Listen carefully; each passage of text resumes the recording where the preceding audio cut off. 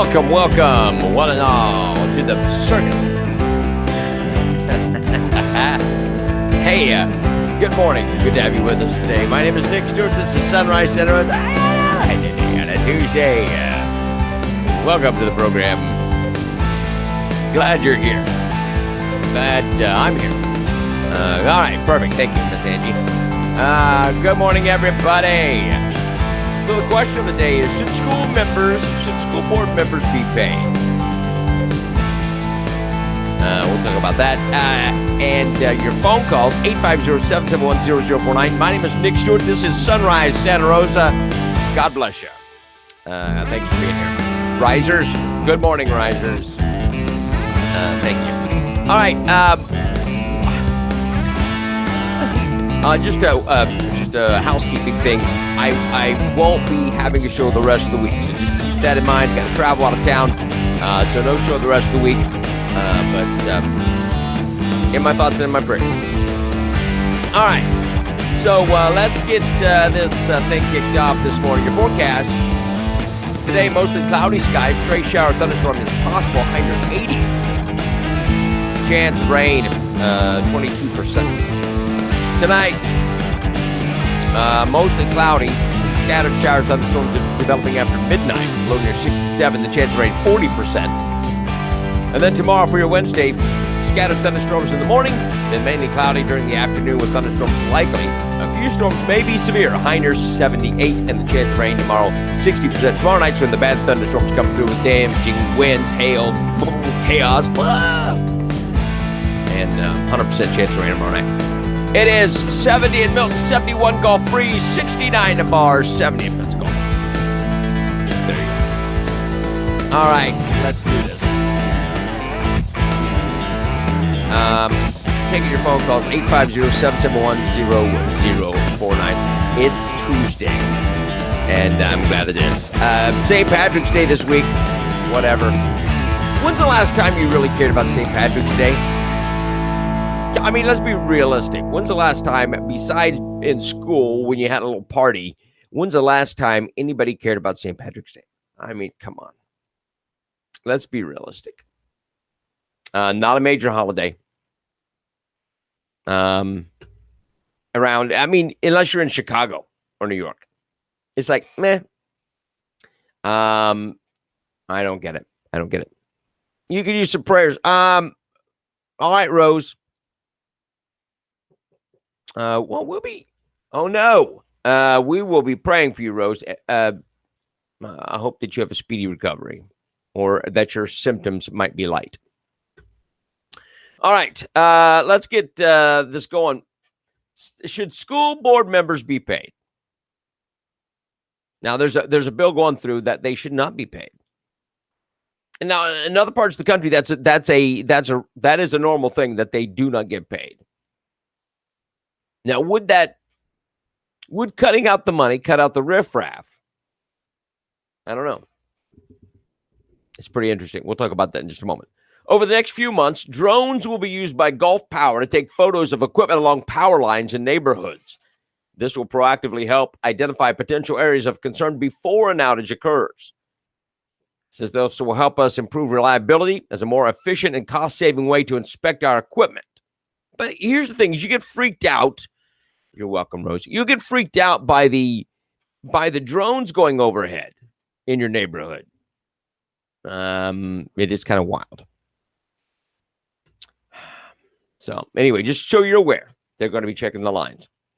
Florida Department of Law Enforcement has arrested a Tate High School student and her mother. This is making national news, and this is just absolutely the weirdest. Let me get out of the way so you can see these things. So here they are. Move Facebook Live. We'll go up here.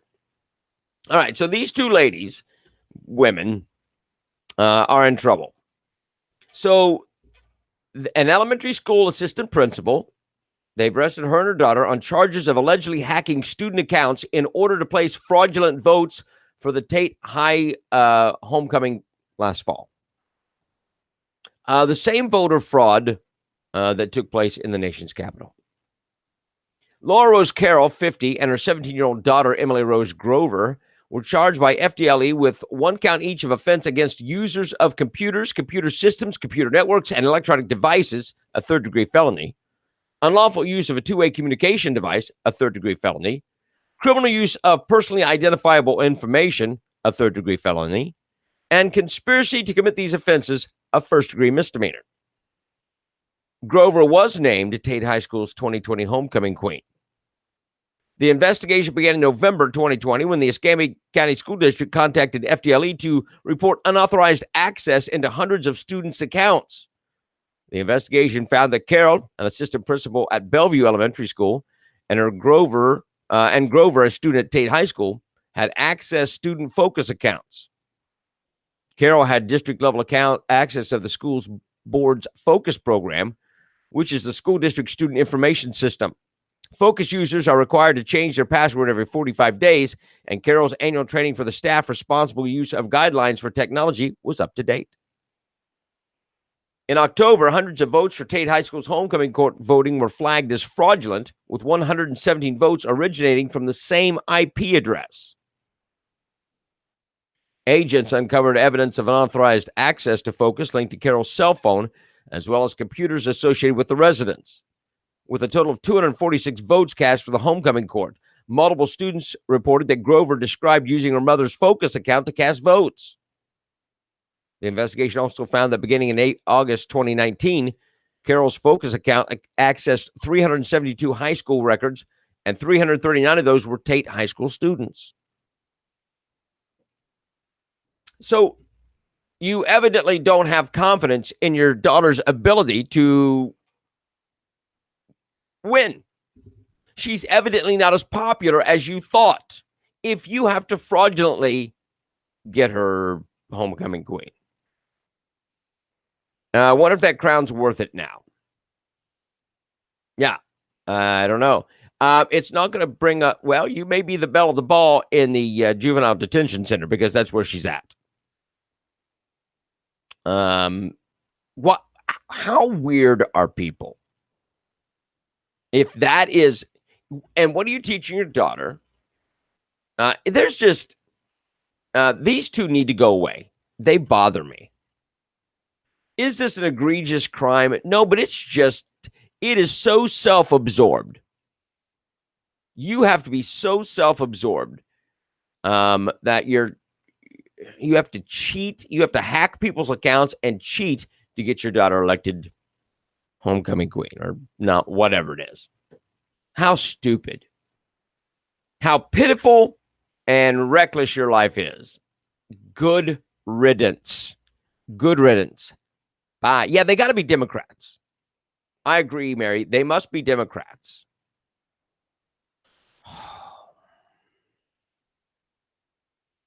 I know, not worth going to jail.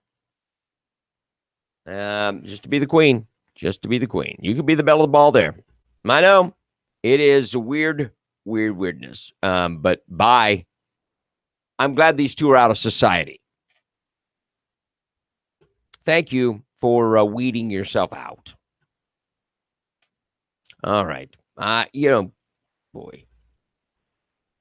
Gulf Breeze Police Department investigators, during a court-ordered search of a 201 Pensacola Beach Road unit, found drugs and paraphernalia. Subsequently, Gulf Breeze Police Department arrested Erica Dane Martin and Colton James Spence, unrelated charges. Here's their picture. And they're a prize. They look happy, don't they? Look at those eyes, those soulless eyes. Investigators found drug paraphernalia, including the following: used syringes containing suspected heroin, White Rock crystal substance field tested positive for methamphetamine, smoking pipe with suspected methamphetamine residue, blah, blah, blah,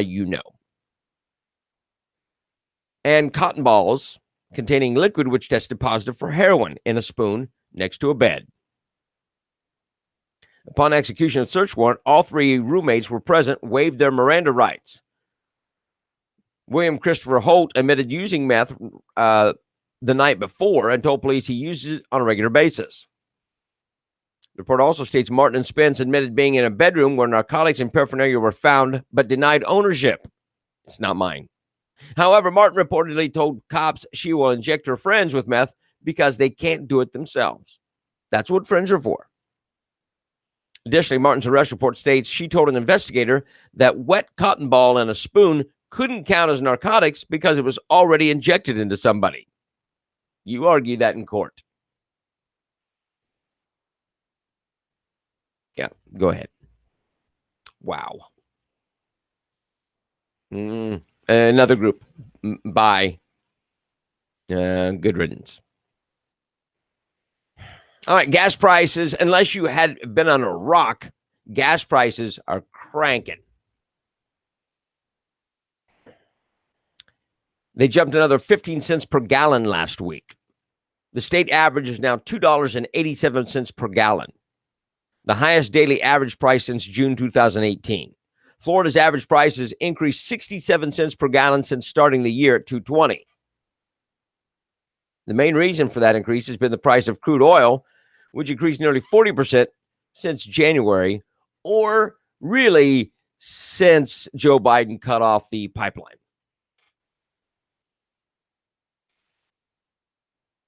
The average price per gallon in Escambia County was $2.80. Raceway on 90 in Milton has $2.78. In Pace, Murphy Express has $2.78 as well. Gulf Breeze Mart has $2.74, and Tom Thumb in Navarre Beach has $2.77 a gallon. Yep. Thanks, Biden. Yep. Appreciate your ministry. Not. Now, that's one of the things. That is the telltale sign, is when gas goes spiraling out of control. Look, you're going to see, this is just March, middle of March. You're going to see gas hit between $3.50 and $4 a gallon by the end of the year. You are. Suck it up. I don't, not that much. I disagree, Corey. Gas prices are going up because they cut off the pipeline. And they're hindering drilling. So that's really where the big thing is. No, he's got more destruction to do. We're going to talk about tax increases that he's got coming here in just a moment. So just hold on. Santa Rosa County deputies made 3 arrests and issued 34 citations for reckless driving on or near Garcon Point Bridge. Now, they said they were going to, and they have started hammering down on that. Because, listen, that is a narrow place, and if there's an accident, traffic it's jacked anyway. But when there's an accident, boy, it's crazy. It's impossible. So they've started really hammering down on it, and that's good. In a press conference, Bob Johnson announced the increase in penalties for reckless drivers on the bridge following a rash of crashes. Now there are also at least 2 deputies patrolling near the bridge at all times. They've conducted 67 traffic stops on or near the bridge since Thursday, resulting in those 3 arrests plus 30 citations. Florida Highway Patrol is also ramping up its patrols of the bridge. Troopers took 1 man into custody after a crash on Monday morning at the intersection of Avalon Boulevard and Mary Garzon Way. His charges have not yet been released. So, I'm glad. Exactly. It's about 6 months too late. Right? This should have started a long time ago. But I'm glad it's going on. I'm glad they're hammering it. Because we don't know. This tells me, again, that we don't know how long this nonsense with the bridge is going to last. With the 3-mile bridge. Not anytime soon. Not anytime soon. Maybe 4th of July with Joe Biden. That's what they're saying. That's what there is, that the estimation is. So should school members be paid? That's a question up for debate in the Florida House of Representatives right now. House Republicans want Florida voters to decide if a proposal passed both the state House and the Senate. It'll be on the general election ballot in 2022. The joint resolution was filed in the Florida House of Representatives 3 weeks ago by a Republican legislator from Clay County.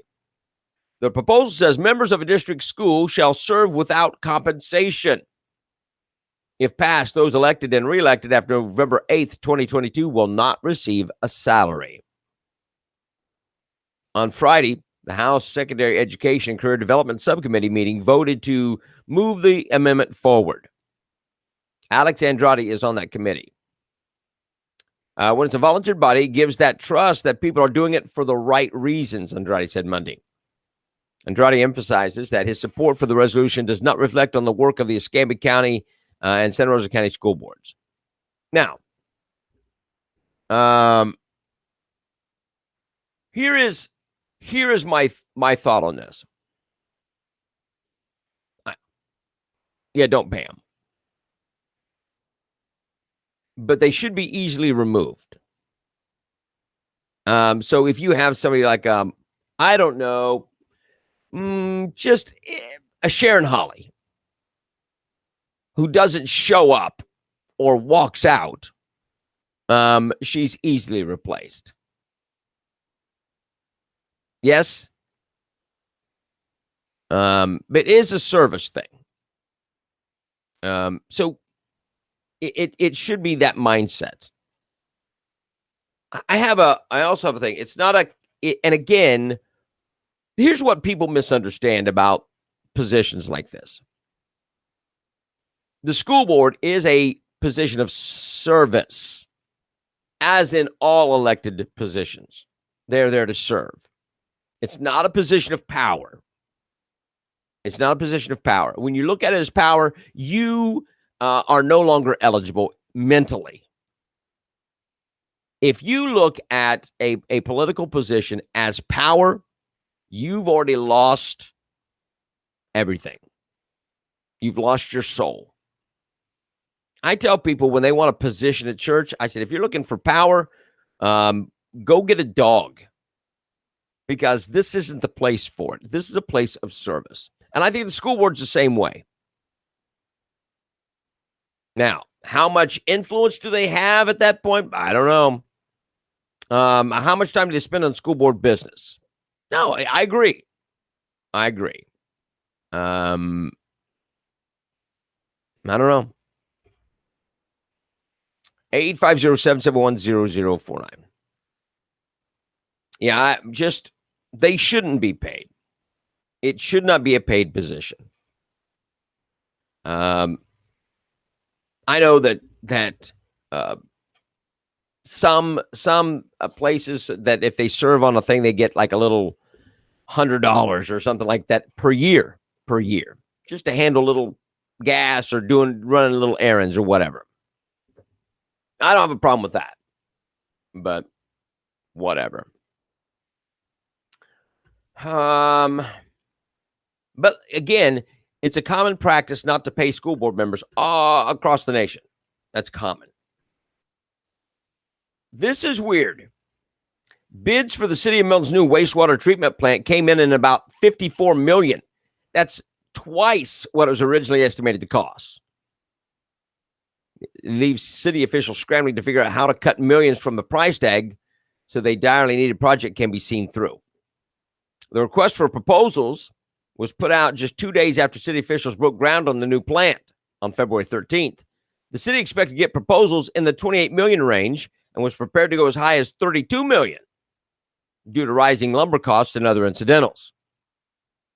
The reason for the cost discrepancy probably lies somewhere in the inflation rates for lumber and other building supplies that shot up at least 30% since the pandemic began. So why do you go up 50%?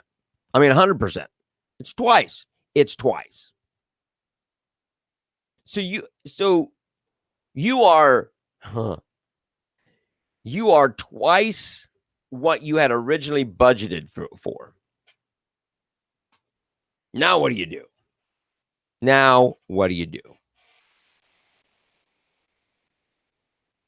We need the wastewater treatment plant is needed desperately. It was touted and everybody's like, yeah. And now it's twice the price tag. Now what do you do? Doubt the state will step in. Could be considered COVID related. Maybe. Well, the Santa Rosa is getting $35 million. And that wastewater doesn't just help Milton. It helps the prison, blah, blah, blah. You understand. But I don't know. This is, maybe they can have a bake sale. Sell popcorn door to door. Cookie dough. That kind of thing. Maybe. GoFundMe. So what do they do? How do you get 20? I mean, that's raw. That's raw. That will take a long time to get over. This happened in South Florida. Let me pull this guy up because it doesn't look like a guy to me. It looks like a very strange woman. That's a guy. And it says police say a man admitted throwing a smoke bomb outside Mar-a-Lago because he became angry that he had not yet received a stimulus check. Mar-a-Lago is the home of former President Donald Trump. The suspect, 38-year-old Paul Brantley Rawls, faces multiple charges, including one count of making, possessing, throwing, or discharging any destructive device, one count of criminal mischief, and one count of disorderly conduct. The incident happened on Sunday afternoon. The Secret Service and Palm Beach police responded to a report of a smoking and smoldering device in the middle of South Ocean Boulevard. Investigators say two cars crashed while trying to avoid the device. The Palm Beach County Sheriff's Office dispatched the bomb squad to look for more devices. At the police department, Rawls told detectives, "I know why I'm here. It's because I threw a smoke bomb. It's all on video." So he was upset. At Trump because he had not received his stimulus money yet. He had not received his stimulus money yet. That's why he was throwing a smoke bomb at Trump. Another one. Bye. Kate wants to look at the plans for the plant. Mary says, not holding my breath for SRC to help. Yeah, I know. It's about the mulch piles. It is about the mulch piles. They got stuff. They got other mulch to burn. Paul. Who's Paul? I don't know what you mean. All right. 850. Oh, yeah, Paul. Yeah. It doesn't look like a he. But that's the picture. Yeah. I don't know. It looks kind of strange, doesn't it? He maybe it identifies as a he. Maybe that's the self-identification thing. Yeah, he is a few months behind, or maybe he expected it this weekend. Maybe he thought that Trump was blocking Biden's thing from getting in his mailbox. I don't know. But he's an odd one. Odd duck. Odd duck. All right. Yeah, I know. It's crazy. So he's the smoke bomb guy. I know people who never got that. Yeah. Well, there was a thing back on the first one, and I hadn't gotten mine, and I shared it here on the show because evidently, I don't know what it was, but I had to go into and type in my address, my name and address, and it wouldn't work. And I caught wind that if you do it in all caps, it went through. And as soon as I did, boop, the money was there. I mean, within like 3 days. And all I had to do was enter it in as all caps. And the line of code to fix that is about that long. Yeah, it's weird. All right, onwards and upwards. Marvel Comics is going to introduce a gay version of Captain America into the comic book universe. And he was created by a transgender writer to celebrate the LGBT Pride Month. The new character is named Aaron Fisher, and he'll be introduced in a new comic book series titled The United States of Captain America. The series will explore various people who don the guise of Captain America, but the first issue will highlight the gay teen version.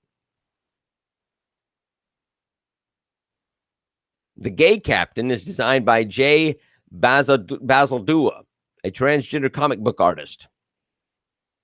I really enjoyed designing him as a transgender person.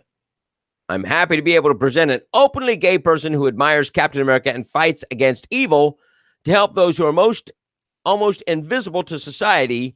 And it's going to be this gay Captain America fights for the runaways and the homeless people. Look, you miss the point of Captain America. I know. You're right. I don't know. It's weird. But the whole point of Captain America, because I grew up reading Captain America comics. Loved them. And the whole purpose of Captain America is he fights for everybody. He fights for America.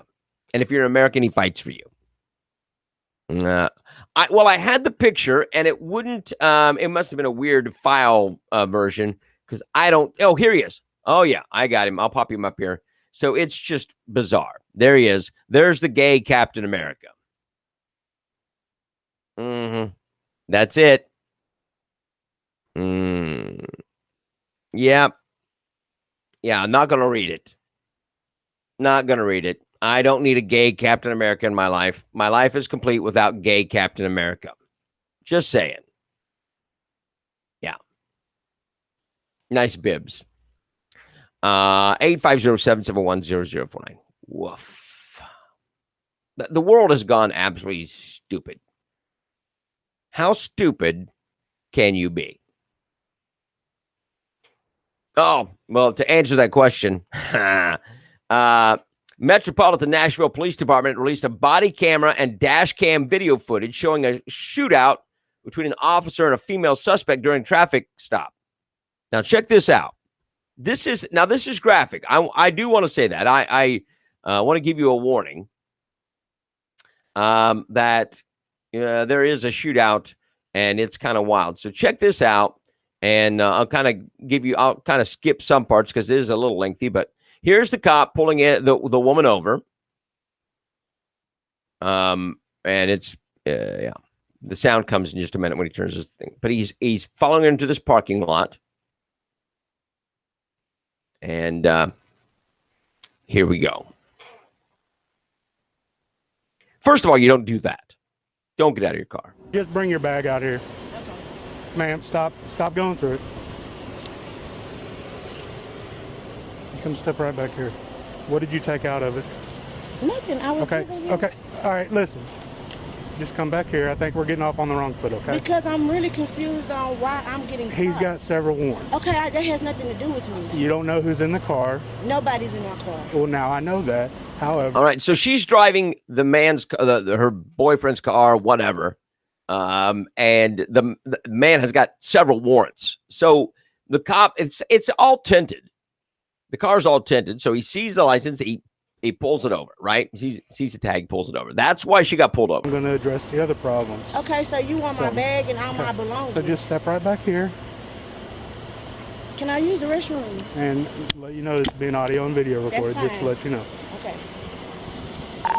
23. If you did have one more, that would be good.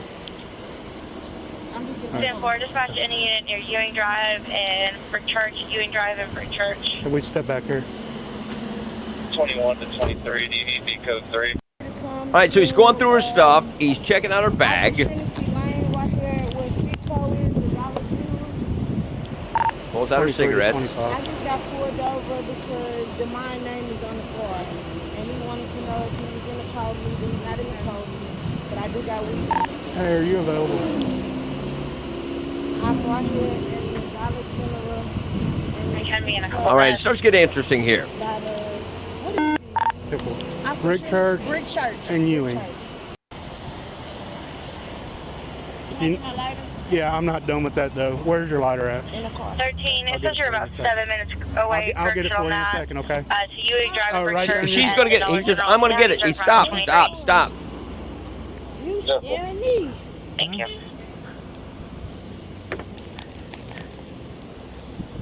People. Yeah, come on. All right.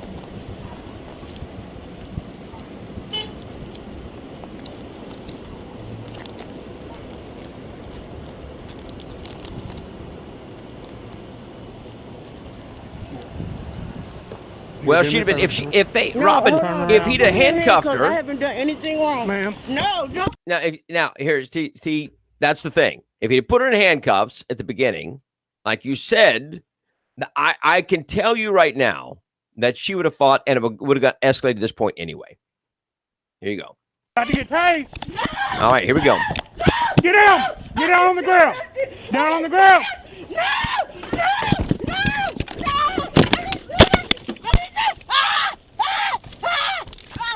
He's tasing her. He's tasing her.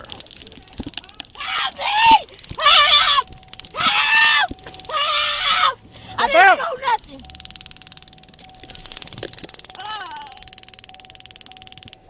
Step out.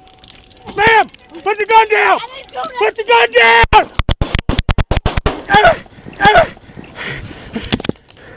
23 shots fired. Shots fired. 10-4, 13, keep at that code 3.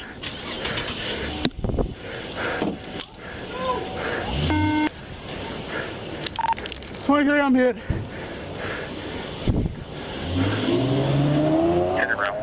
All right, so she pulls a gun. He's trying to get her to he's been very calm with her. She has been erratic the whole time. Always going back to the car. Always going back to the car. She jumps in there. He tases her. She's non-compliant. She pulls a gun. She shoots the cop. He's hit. He shoots her. She's hit. She dies. Now, is this an unarmed black woman? Is this an unarmed black woman? Is this a out of control police officer shooting a black woman? No. All she had to do was comply. All she had to do was comply. It doesn't make a difference what color you are. Now, you're driving baby daddy's car, and baby daddy's got warrants. And all you had to do is cooperate. That's it. You had one job, cooperate.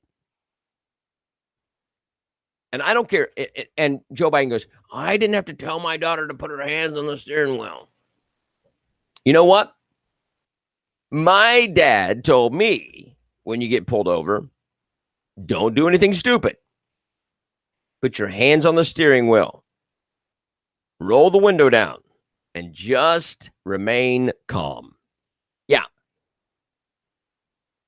That's what my dad told me. Not because we didn't trust the police, because you don't want to give them undue panic. You don't want to cause them to be on high alert. Everybody chill. Everybody's good. And I think stupidity reigns supreme in many people. That was not do as you are told exactly. But I can tell you this, they will probably scream about this woman being harassed and whatever by the police. I want to show you this. This is absolutely wild. Yes, Kim, just listen and comply.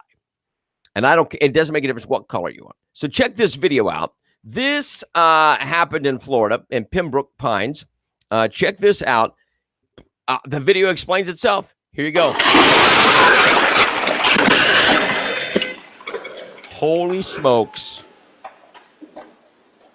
A plane hits a car going down the street. In a neighborhood.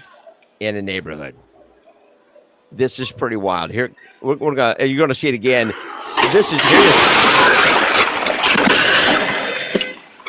Wow. That is crazy.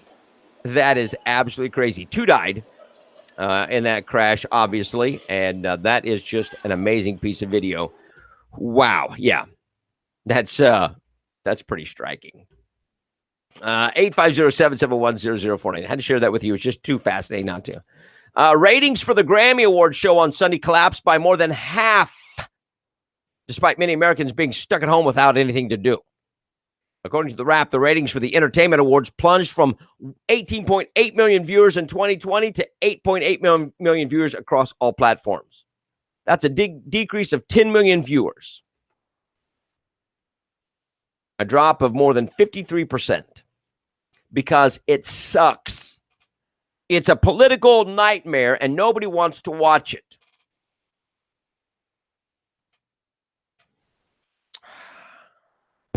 Nobody wants the Grammys. And it was a gross. It was gross. And the political nonsense people are just tired of.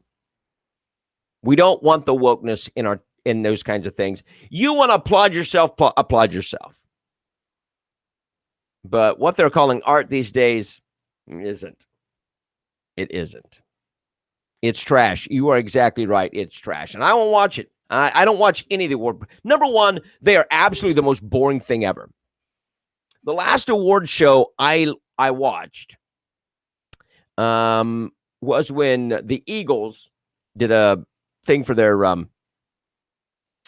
How Long, when they sang How Long on one of the award country shows. I don't know what it was. But the Eagles is the only reason I watched it. And I haven't watched one since. It was filthy. I saw clips of it. It was just terrible. Showing that filth at the same time, canceling cartoons and Dr. Seuss. Yeah. Anyway, we continue. Columbia University is set to host 6 separate graduation ceremonies based on sex, race, and income in the name of multiculturalism. The graduations will complement the existing school-wide ceremonies. The school webpage claims that the segregated events will provide a more intimate setting for students and guests to gather, incorporate meaningful cultural traditions, and celebrate the specific contributions and achievements of these communities. The ceremonies provided to include a Native graduation for Native American students. How big is that one? A lavender graduation for students who identify as part of the LGBTQ community, an Asian graduation, an FLI graduation for first generation or low income community members, a Latinx graduation, and a Black graduation. Do you see how we're separating out rather than coming together? We're separating it out. According to a report by the National Association of Scholars, more than 75 schools across the nation offer optional segregated graduation ceremonies to students. The most notable and elite institutions include Harvard, the University of California, San Diego, University of California, Irvine, Arizona State University, Stanford, California, Berkeley, UCLA, and Yale. In many cases, the ceremonies are co-hosted by Black student affinity groups, specific academic departments, or multicultural centers. Absolutely stupid. Where's the white graduation? Well, you are a white supremacist, and you need to understand that your whiteness is a disease. Sharon, get over your whiteness. Doggone it. 850-771-0049. The family of a 39-year-old Utah mother who died just 4 days after taking her second dose of the COVID vaccine believes her death may be directly connected to the vaccine. But medical experts are cautioning the public not to jump to conclusions until all the facts are collected. Listen to this. Cassidy Curl received her second dose of Moderna COVID-19 vaccine on Monday. We talked about this. February 1st. Over the next few days, she became sick and her condition worsened. By Friday, Curl was dead. Dr. Eric Christensen, chief medical examiner for the Utah Department of Health, told Fox News that Curl's second dose of the vaccine and her death are only temporarily related. We don't have any evidence that there are connections between the vaccines and deaths at this point. We don't have any indication of that. Oh, wait a minute. Wait one blasted minute. You don't have any evidence that the deaths and the vaccine are related. We don't have any evidence that people who have tested positive for COVID and die in a motorcycle accident died of COVID. You don't have any evidence of that, yet you put it on the death certificate. You see, they don't mind marking everything COVID death, but they do have a problem marking things vaccine death. Do you see the problem here? You see the problem. Oh, yeah, it's a COVID death. Oh, is that vaccine death? No.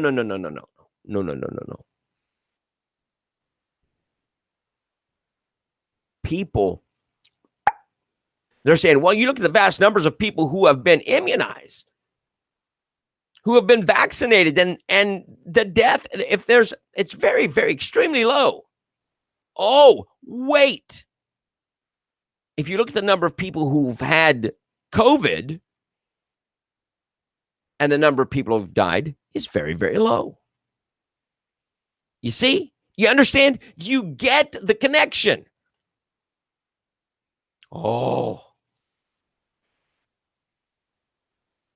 They lie. They are lying to you. They are lying to you. And they want you to say, oh, it's just 1 in a million that die from the vaccine. When they are listing everything possible as death from COVID. Do you get that? Do you understand that?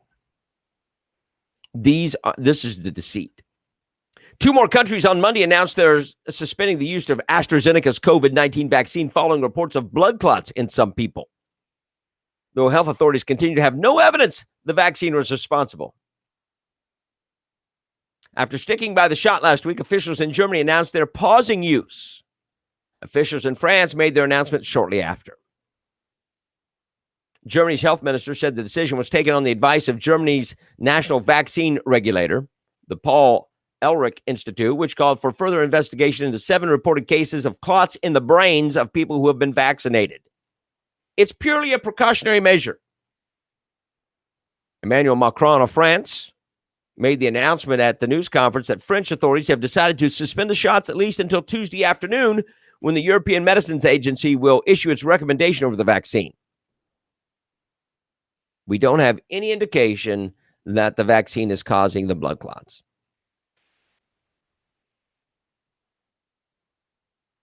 Yep. Yeah. Exactly, Donna. Exactly. All the vax is the same recipe. There is a way you can look up and all report deaths in January from the vaccine. There are pages of this show death 2 to 5 days after taking the shot.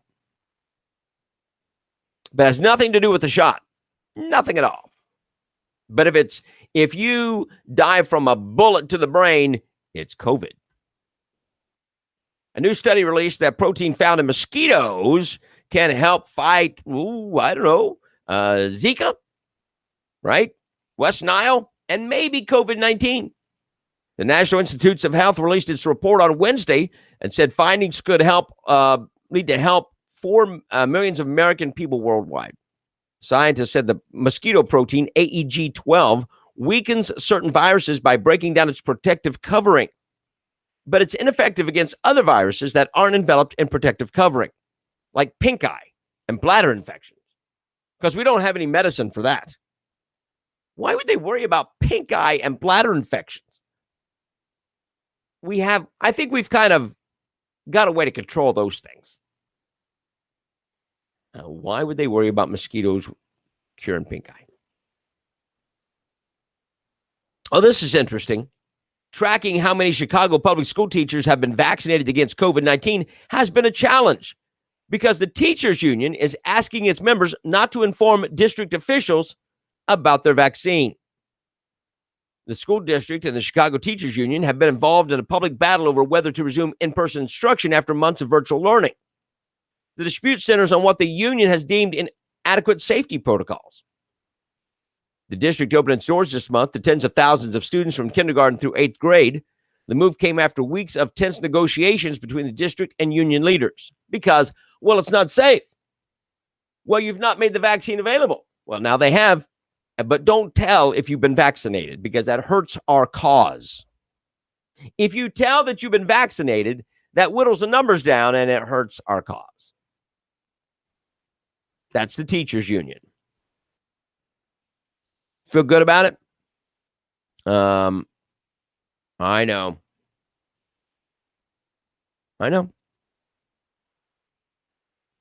Are they going to start saying mosquitoes carry COVID? I don't know.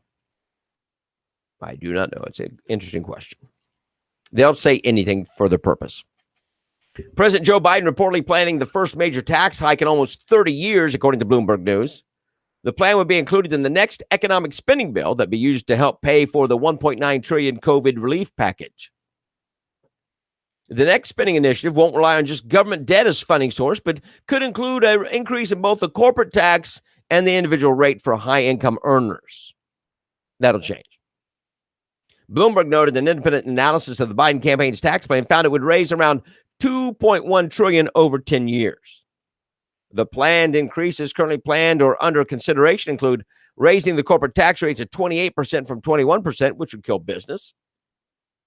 Paring back tax preferences for so-called pass-through businesses such as limited liability companies or partnerships. Raising the income tax rate on individuals earning more than $400,000. Expanding the estate taxes reach. A higher capital gains rate for individuals earning at least $1 million annually. Bloomberg reported a date for an announcement has not been set, but the White House said the plan would follow the signing of the COVID-19 relief bill, which has happened. That's already happened. So, yay, tax raises, tax increases. You got to love that. Like a kick in the groin. New York lawmakers unveiled a new proposal on Sunday that includes nearly $7 billion in tax hikes on top earners and Wall Street, even though the state is poised to receive a financial windfall from President Biden's coronavirus stimulus bill. The tax increase is part of a broader $208.3 billion spending plan introduced by both Democratic-controlled houses of the state legislature, would raise the rate paid by individuals and impose a new levy on capital gains for taxpayers earning more than $1 million. New York State Assembly Speaker Carl Heastie said in a statement, the budget must meet the movement because of the unprecedented healthcare crisis. I had it right the first time. We are receiving significant federal funding, but we must also ask those who can do more to step up and help. The proposed increases would raise the tax rate paid by individuals earning more than $1 million and couples earning more than $2 million to 11.85% from the current rate of 8.82%. Establish a new tax bracket for residents who are earning between $5 million and $25 million. The tax rate would be 10.85, and a separate one for anyone earning more than $25 million. That'd be 11.85. Make a new capital gains tax worth 1% on individuals earning more than $1 million a year. Make a progressive state tax on individuals with a second home in New York City, commonly referred to as a pied-à-terre tax. Raise the state tax from 16 to 20%. Create an 18% surcharge on corporate franchises, utilities, and insurance companies. Reinstate a minimum business tax on corporate capital. So they're just going to keep raising taxes because that's what Democrats do. They've never earned a dollar in their life. Democrats have never worked. They don't know where money comes from. It comes from you. Or they print it. They've never earned a blasted dollar in their life. And so they tax. They raise taxes. California Governor Gavin Newsom is in trouble. He says that the Republican National Convention and certain white supremacist group are behind the state's recall effort.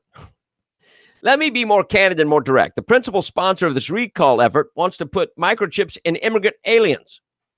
Who? What? They want to put, I've never heard that before. Now Now, that is a conspiracy theory. Don't you think? They want to put microchips in immigrants? What? We have folks that are literally part of the 3% militia group, right-wing group, that are part of the principal proponents of this effort. It has a lot to do with me. It has a lot to do with everybody watching. It has to do with our values as Democrats. Wait. Democrats have no values. Just want to point that out. The RNC is the second largest donor to this effort, he continued. Last week, the initiative call to recall Newsom announced it's collected 2 million signatures, enough to trigger a recall election. It's roughly 1.5 million need to be verified as valid. So they went to 2 million just to make sure all the signatures were groovy. Be gone. Enough. Yeah. We want to put chips in illegal aliens. Don Lemon from CNN said that Christians need to re-examine their beliefs and claim that God doesn't judge people when responding to a statement from the Vatican on same-sex unions. Now, the Catholic Church published a document Monday saying the Catholic Church would not bless same-sex unions. Pope said it is a choice. It is a choice, and God doesn't give blessing to those who sin, and the Catholic Church cannot do so either. Now, Don Lemon said that you need to re-examine your beliefs. God doesn't judge people when responding to a statement from the Vatican. He was on The View on Monday. Co-host Meghan McCain quoted a comment from the Vatican saying that the church could not bless same-sex unions because God cannot bless sin. Lemon, who's openly gay, she asked him to respond to it. Do you think this sends a damaging message? How do you feel about that, given that you're obviously now engaged and going to get married? McCain asked. Well, I think I respect people's right to believe in whatever they want to believe in their God, Lemon claimed. Well, you know what? Grab a Bible, because you do not have the right to believe in God the way you want to. That's a false God. If you make God in your image, that's a false God. And Jehovah said, thou shalt have no other gods before me. And when I believe God without any basis, biblical basis, any scriptural basis, you make God out of whatever you want to, you've created a false God. And there you go. Thou shalt have no other gods before me. Thou shalt not make unto thee any graven images. You need to understand. And let me tell you this. The first set of commandments have to do with your relationship between you and God. Right? Remember the Sabbath day and keep it holy. All those things are your relationship to God. The rest, the second half, are your relationship to man. And look, unless you get your relationship with God correct, your relationship with man will never be correct. Just saying. And when you make God in your image, you're done. You're done. Joy Behar, co-host of ABC's The View, claimed during Monday's show that Antifa, a recognized violent left-wing organization, is responsible for much of the rioting damage to America, is fictitious and doesn't exist. Check this out. These women are the worst. There with his racism. There's no dog whistle for him, you know? It's like, I'm a racist, have a nice day. You know what I mean? I guess, you know, it's funny, when I was watching this, it's so aggravating to listen to this idiot. I mean, he and I are very different. I'll tell you this right now. If I was surrounded by people carrying weapons, people erecting nooses, screaming, hang Mike Pence, bludgeoning a police officer to death. Wait. Bludgeoning a police officer to death. Now, this was yesterday. We know this is not a, I think we know that a police officer was not bludgeoned to death. You, Joy Behar, are either absolutely, totally ignorant, and we do not need to listen to you on that aspect, or you're a liar, and we don't need to listen to you on that aspect. The officer did not die from being bludgeoned to death. They still haven't released it. Now, 2 men have been arrested for assault, but nobody has been blamed in the death of this police officer. Might be a little scared, but Ron, no, he's not scared of those people. He's scared of this fictitious idea of Antifa, a thing that doesn't even exist. He needs to go. Antifa doesn't exist. So, I suppose BLM is just an idea. So Antifa and BLM, who destroyed these cities? Who destroyed metropolitan areas all across the nation? I wonder, Joy Behar. I wonder. Was it Republicans? Did Republicans do that? I don't know. Was it Trump supporters? Who is doing Occupy Oregon? Who is Portland? Who is doing all this stuff? Who is tearing these cities down? I wonder. Antifa doesn't even exist. Needs to go, and soon. Right. Sonny, what? She is absolutely the most ignorant woman on television. The dumbest piece of garbage out there. I know, but that's not, Antifa's just, it's not even, it's fictitious. You see what these people, they're so stupid. And no, you notice that nobody challenged her. Meghan McCain is not a Republican. She's not a Republican. She didn't challenge her. If she's supposed to be the Republican voice, she didn't challenge her. Whoopi didn't challenge her. Nobody challenged her on all the false statements. That show is, it needs to come off the air.